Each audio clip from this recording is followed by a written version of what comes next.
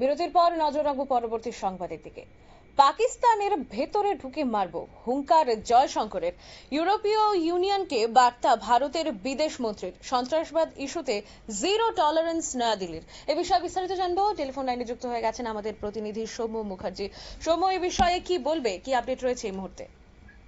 দেখো, প্রধানমন্ত্রী নরেন্দ্র মোদীর সরকার কদিন আগেই অপারেশন সিন্দুর ও পাকিস্তানের সন্ত্রাসবাদী কার্যকলাপের বিষয় নিয়ে গোটা বিশ্বে যে সর্বদলীয় প্রতিনিধি দল পাঠিয়েছিল, তারা ইউরোপ সহ বিশ্বের বিভিন্ন দেশে ঘুরে এসছে।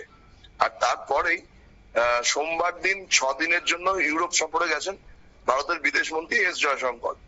সেখানে গিয়ে গতকাল তিনি বেলজিয়ামের রাজধানী ব্রাসেলসে ইউরোপীয় কমিশনের যে president Ursula von der Leyen ও ভাইস প্রেসিডেন্টের সাথে বৈঠক করেন।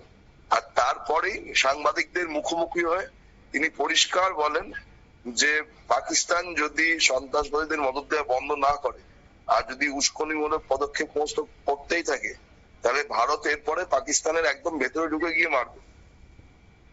পহেলগাঁওয়ের বৈশরণ ভ্যালিতে যে সন্ত্রাসবাদী হামলায় 26 জনের মৃত্যু হয়েছে, তারপর থেকে ভারত সন্ত্রাসবাদের প্রতি যে জিরো টলারেন্স নীতি ছিল, সেটা আরো কড়া মনোভাব রাখছে ভারত, এবং সেটা গোটা বিশ্বের কাছেই নয়াদিল্লির এই যে অবস্থান, সেটা তারা স্পষ্ট করতে চাইছে।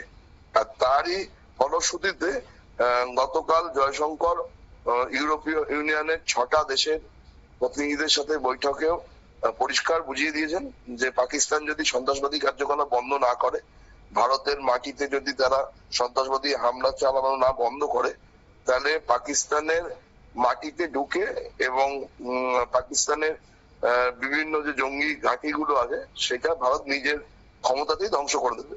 অম্বালিকা। হ্যাঁ, একেবারে অনেক ধন্যবাদ জানাবো সৌম্যকে।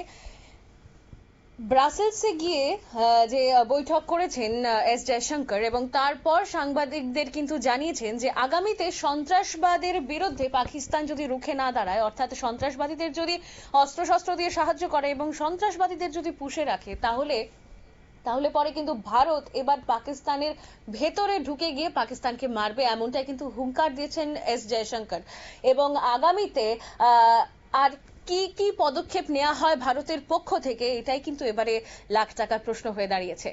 নিয়ে নেব ছোট্ট একটা বিজ্ঞাপন বিরতির সঙ্গে থাকুন।